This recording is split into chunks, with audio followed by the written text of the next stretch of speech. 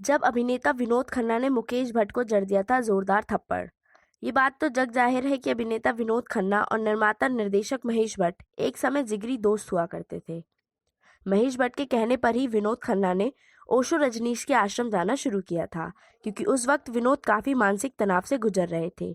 ऐसा भी कहा जाता है कि महेश भट्ट ने ही विनोद खन्ना पर जोर डालकर अपने शराबी भाई को उनका सेक्रेटरी नियुक्त करने का दबाव बनाया था।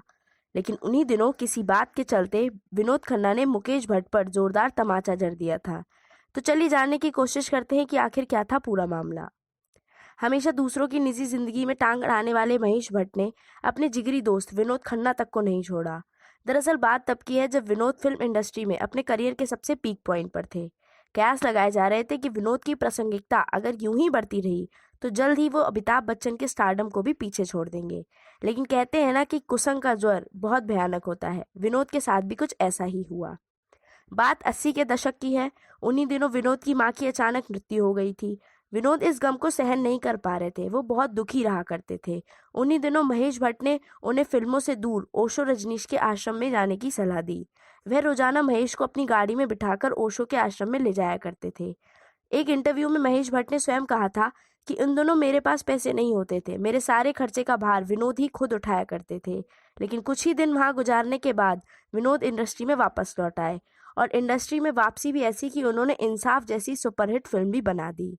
बस इसी मौके को महेश पाना चाहते थे, और मौके का फायदा उठाकर उनने अपने भाई मुकेश भट्ट को प्रोड्यूसर के रूप में प्रोजेक्ट कर विनोद खन्ना से फिल्म जुर्म करवाने की शुरुआत की।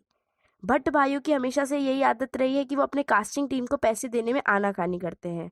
कुछ ऐसा ही विनोद खन्ना के साथ भी हुआ। फिल्म जुर्म की शूटिंग के दौरान ही मुकेश ने पैसे देने में काफी देरी की। इससे नाराज होकर विनोद ने पूरे 40 दिनों तक फिल्म की शूटिंग ही रुकवा दी। इससे मुकेश की फिल्म बीच में ही लटक गई। बस यहीं से मुकेश ने विनोद खन्ना के बारे में जहर उगलना शुरू कर दिया। मुकेश ने मीडिया में विनोद खन्ना के बारे में अनाप शनाप स्टेटमेंट देने शुरू कर दिए।